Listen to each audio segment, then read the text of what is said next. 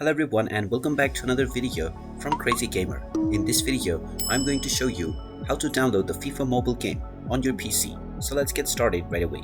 In order to play the FIFA mobile game on your PC, you will need to first install an Android emulator. So open up your web browser and then type in bluestacks.com in the address bar and press enter.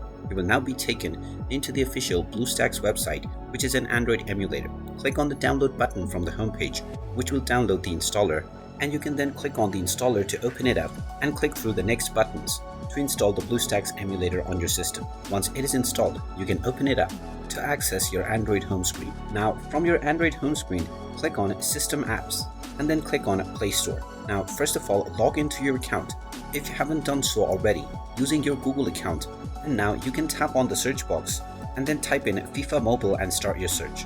Once you find the FIFA Mobile or the EA Sports FC game, you can tap on it and you will see the install button. Tap on the install button and this will begin the download and installation of the EA Sports FC or the FIFA mobile game on your device.